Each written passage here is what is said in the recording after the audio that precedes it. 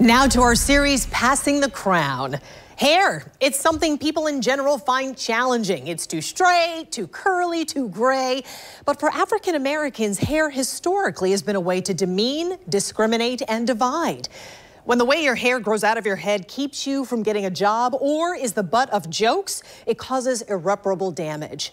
This has been the reality for Black people since the beginnings of the United States of America. One example, in 1786, Louisiana Governor Esteban Miro created a law that required women of color to use a piece of cloth to cover their hair.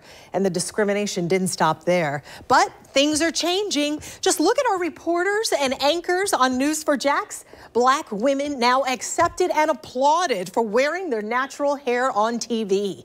River City Live host Eden Kendell tells a story that starts at birth. As little girls, they wore pigtails, twists, braids. Now, several News4Jax journalists are sitting down to talk about a time when wearing their hair in its natural state wasn't an option. I can remember my neighbor coming over and I had a towel over my head. It was wrapped up. I was like, no, you cannot see my hair. I remembered I wanted to be lighter skinned. That was all that I saw around me. That was all that I saw represented in media.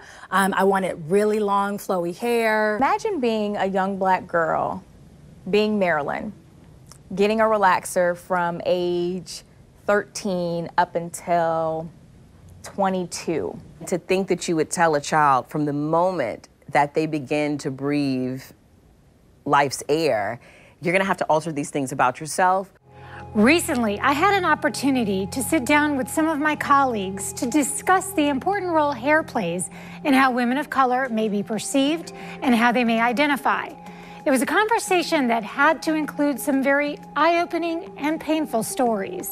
Janice Harris explained that for many years, she opted to wear a wig. Someone had taken a screen grab of my hair and had posted it on a racist website and said, look, you can see part of the monkey coming out. And it was absolutely devastating. In recent months, the law called the Crown Act was passed not here in Florida at the state level, but at the House of Representatives at the federal level. It now sits with the Senate. The Crown Act makes it illegal to discriminate against someone in the workplace or in school over the way they wear their hair. Melanie Lawson says the law is a good start, but had her own daughter in mind when she made the difficult decision to go from a wig to wearing a natural hairstyle on air. Laws are one thing, public perception and acceptance are another. But it takes examples. When I came here, one of my very first conversations was with Melanie, and it was about hair. Because we're finding these spaces where we relate with one another, and we love it. We love to see us. We're representing our community. We're breaking barriers. Always on the go, reporter Kelly Wiley wears her hair in a variety of ways. She's grateful, she says, that the choice is hers to make. Now, people are feeling a little bit more open to wearing their hair naturally.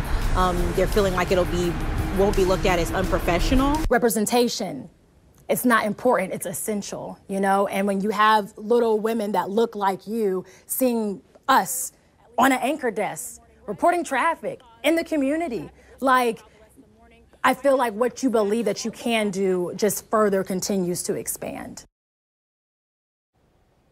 Coming up tomorrow on the morning show at 9:40, Melanie Lawson and Eden Kendell will talk more about the passion behind this story and why it's so important that we understand our differences, but also see the connection we all have to each other.